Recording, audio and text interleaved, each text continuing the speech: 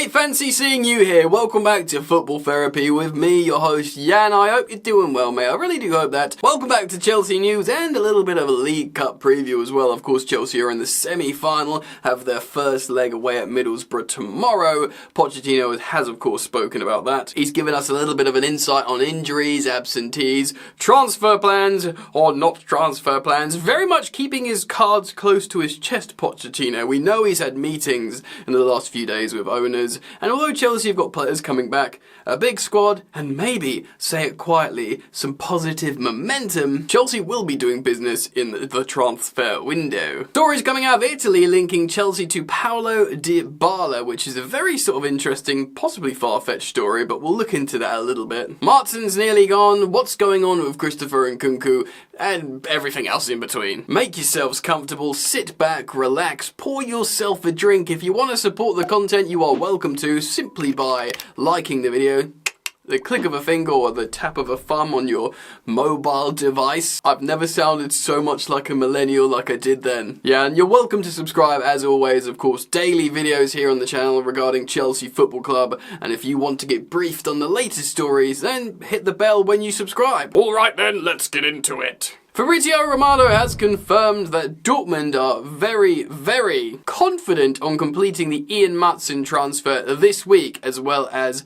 Jadon Sancho. Both loan deals, of course, will be a 6-month loan deal for Ian Maatsen, I guess with an option to buy. I think this is a great move for Chelsea. We've spoken about it at length before. Ben Chilwell is on the cusp of returning to the Chelsea first team. He won't be available for tomorrow by the sounds of things, but he's doing full team training alongside the returning Kante Chukwuemeka, which is all positive news for Chelsea. Of course, Marc Cucurella will eventually return. Levi Colwill plays left back for us now, apparently, as well as centre back, and we've even seen Malo Gusto do a pretty decent job over there, although perhaps not as good as I initially thought. Still, we've got cover.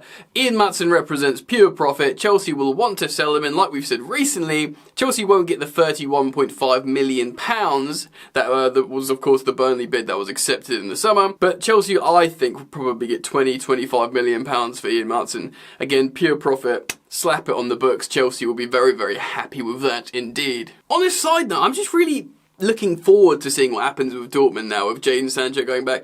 Naturally, you want to see what Chelsea players do on loan. Like, Ian Maatsen has got a high ceiling. I want to see if he goes and cooks in Dortmund, but I just want to see what Jadon Sancho's doing as well. It'll be funny if he goes there and does really well, because, you know, then you get to have a laugh at Man United fans, which, you know, we all need sometimes. We got it from Arsenal last night. Yes, I'll take a moment to just say, although Chelsea do not like Liverpool, boy howdy, yeah, did I enjoy Arsenal getting eliminated from the FA Cup yesterday at home at the hands of Liverpool. By the way, Liverpool, they're missing loads of players. Endo, Salah, other players too. Arsenal to go trophyless yet again. What, for the 4th year running? Ah, not good for them, is it? Anyway, let me know what you think about Maatsen to Dortmund. Again, reiterate your hopes, thoughts, feelings, and everything else in between down in the comment section below. Let's move on. Here's a positive piece of news. We are the Shed are putting up a permanent N'Golo Kante banner in the Shed end of Stamford Bridge. N'Golo Kante is a Chelsea legend, you'd have to say. He won it all with Chelsea, and he was historically a unique player. I know he's still technically playing football out in Saudi Arabia, but, you know, out of sight, out of mind, this guy was a European juggernaut of football, just incredible. You know, any team would have had him in their starting lineup like that, and I mean genuinely any team in world football. Chelsea were lucky to have him in his prime, of course. We bought him, what, for £35 million? Or maybe even £30 million from Leicester when he was 25 years old. Ah, just incredible. What did he spend, 6 years at Chelsea maybe, 6 or 7? Won it all, and an incredible player indeed, very humble and sweet. Of course, maybe his career wasn't quite the same after the Europa League final, but then again, he did that insanely positive run of games in the Champions League when we went on to win it. So, just incredible, really. He absolutely deserves it. I know on social media there was a little bit of an argument, like how did Mason Mount get a banner before this guy? At the time, I was like, well, Mason Mount, yes, he's not been at Chelsea for as long as Kante, but oh wait, he has, because he's been at Chelsea his whole life. But I take the point in terms of first teamer. In hindsight, Mason Mount's gone to Man United. He's dead to us, so get that N'Golo Kante. banner up. I would have welcomed a Kante banner at any point, to be honest. But that's a positive piece of news indeed. Next up, a word on Andrey Santos. Pochettino confirms this. Andrey Santos will join the Brazilian national team and be out of the team dynamic that is. We will decide on whether he goes on loan or not in that time. So of course a huge question, could he be utilised in the first team squad? A very, very talented young player indeed. Andrey Santos of course had a poor time at Nottingham Forest for 6 months in what has to be described as a failed loan. He's going away now on an international break with his teammates, and then he's going to come back. I mean, to be honest, I don't know why there's an international break at the moment. I don't quite understand that. I guess it's a youth thing. I'm not entirely sure. Point being, there's a period when he's away from the Chelsea first team, and Pochettino, the sporting directors, and the whole gang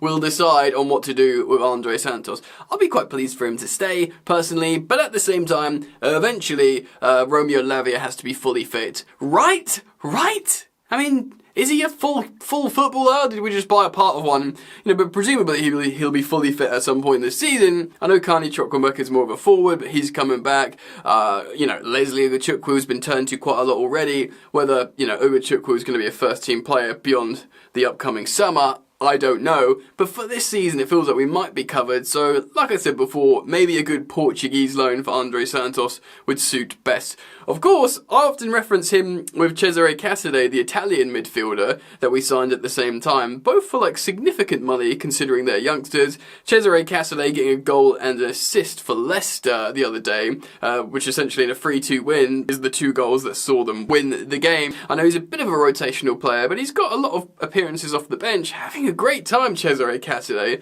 One to think of, Leicester look like they're going to win the championship. I wonder if he goes on another loan there, stays one more season, provided he's going to be a starter, if he's worked his way into the team as a starter.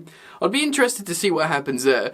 But anyway, for the moment, we might be okay for midfielders. So, what's going on with Christopher Nkunku? Pochettino says this: he won't be out for a long period. At the moment, he's not training, but it's not a big issue. Pochettino really keen to pour cold water on the Nkunku situation. The Chelsea website published that he's undergoing, like, medical assessments at the moment. What is happening with the Chelsea medical department? Crazy, really, but apparently it's been described by some as a hip issue and not overly serious. I think they're just being very, very careful with him. Kind of understandably, Chelsea are riddled with injury, and if you have the opportunity to just be really, really careful with a player that you're slowly integrating for the first time into this team, which is what's happening with Nkunku, and you've got players like, I know Gallagher's deeper, but you know, Cole Palmer, Sterling, these players that have just rinsed Premier League football, this kind of level of football, speed and intensity, that can stay fit for long term. Be careful with Nkunku then. If you can afford to do it, then do it. We've kind of been in an easy run of games that kind of theoretically is continuing, but we're going to speak about Middlesbrough in just a moment and how that could pose a threat. So yeah, maybe just be careful with Nkunku. But Pochettino's saying there, don't worry, like, you know, there's no major headlines in here. He's not training, we're being careful, we're having a look. And I guess, sensible. Right? Right, getting this article now from Roma Press talking about Paulo Dybala. Of course, he's got a release clause, and Chelsea reportedly tempted by said release clause. Chelsea are reportedly targeting Roma star attacker Paulo Dybala as the January transfer window is well underway. The Blues are said to be looking to further strengthen their attack, and the interest in Dybala is well noted, dating well back to over a year ago. According to Tutto Mercato Web, Chelsea want to make use of Dybala's release clause, which is now active and can be triggered by submitting the €12 million fee. Apparently this fee is just valid for foreign clubs, so he can't strengthen a Serie A attacker. In the case of the asking price being met, Dybala would of course have the final say in the matter. Chelsea, however, have only a limited time to meet the Argentine's release clause, as it expires on the 15th of January. Wow! In the meantime, Roma are planning on their long-term future, including the possibility of renewing Dybala's deal, which is presently valid until 2025. Well, off the bat, like, I don't hate it. What is €12 million? Like under £10 million? I mean, if it's a release clause, this isn't a loan, it's a purchase. I mean, a loan, it gives me strong Joao Felix vibes, a 6 months loan for a star, versatile attacker. Is it gonna work? Isn't it gonna work? At least, you know, with Joao Felix, I mean, he was playing under Potter that he was just thrown to, and then Lampard. They're different players, but there's similarities there in terms of being high profile. Of course, Dybala is in his 30s now, early 30s, I believe. But he's a great player. He certainly wouldn't come under the 100k or less wage bill structure or limit that Chelsea have employed of late. Unless he signs like an 18-month deal or something. That'd be very strange indeed, which would go against the Chelsea 8 to 10-year contract thing they've been doing lately. I do wonder though, of course Pochettino maybe wants a little bit more seniority up front. Well, he certainly brings that. Of course, he's his countryman, I believe. Paulo Dybala's from Argentina. So is Mauricio Pochettino. Maybe he just wants him, he knows him backwards, and he's like, yeah, he's what I need right now in attack. I can move him all over the gaff in between the lines, and that's what Chelsea's lacking, with a little bit more maturity up front. I think the main thing here is the £9 million release clause. Of course, you'd have to convince Paulo Dybala to come. And, Roma, I think he likes it there. His unveiling at Roma was absolutely insane. If you haven't seen that, go check it out on YouTube. I'm sure it's on YouTube somewhere. Where it's literally like, I don't know what to compare it to, but that kind of reception with all those, tens of thousands of people was insane. You're not going to get that down the Fulham Road, I'm afraid. But I don't know. He's probably thinking, I'm not quite ready for Saudi. I can knock about in the Prem for a little bit. I've always wondered what it was like. I don't know, maybe he'll like it, Maybe he'll dig it. The Roma are in a top 4 race at the moment, which is, to be honest, I don't know why I use that as a reference point, because I would love for Chelsea to be in a top 4 race. Chelsea are in both cups though, and maybe he will just want the, that part of his career to put on a Chelsea shirt and play against Man City in a good Chelsea side that, draw fall with them, and maybe you can be in a winning, I don't know, it could be something in his head. Interesting though, it's coming from Tutto Mercato web out in Italy. Let me know what you think, comment down below on the Dybala stories. Do you think it would be worth getting him in there as his profile as one of Pochettino's, like I said, fellow countrymen, someone that he might like, or do you think it would go against the whole sporting director plan of young players, long contracts?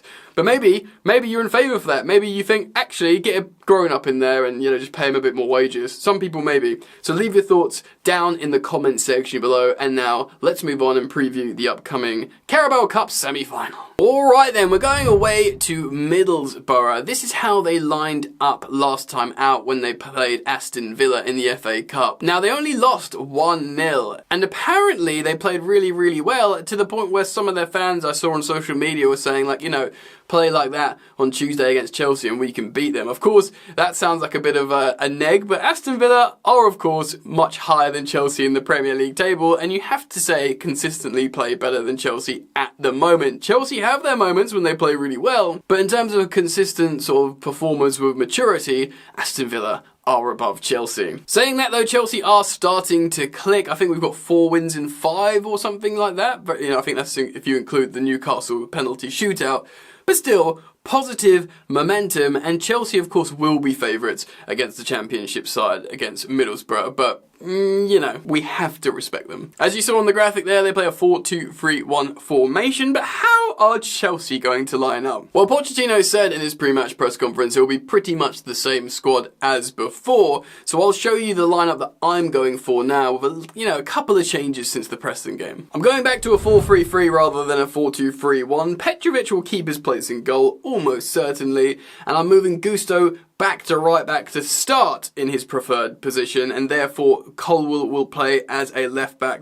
Of course, Thiago Silva came off the bench on the weekend, so he should be rested for a start here to partner Axel Disasi in the centre-back positions. We saw Caicedo and Enzo Fernandez start in a double pivot on the weekend, but hopefully they're both good to go again, but this time I'm going to play Caicedo in the lone pivot, Enzo Fernandez, who of course got a goal last time out, as the left number 8, and Conor Gallagher, who was rested in terms of not starting, like Thiago Silva last time out, this being an important semi-final, like Thiago Silva, I can see him starting. So this would complete a midfield 3, with Pochettino's classic lone 6 and 2 number 8. Of course, Nkunku confirmed being out again, it has to be Armando Broja that starts. He got his goal against Preston, he nearly got another, that should be enough to ride some positivity here. He will keep his place. He was also substituted for David Washington in the last game out, probably to protect him more than anything else, because he's our only striker at the moment. But I see him starting, I see Raheem Sterling starting on his preferred left wing position this time. I put Mudryk on the bench for this, and Cole Palmer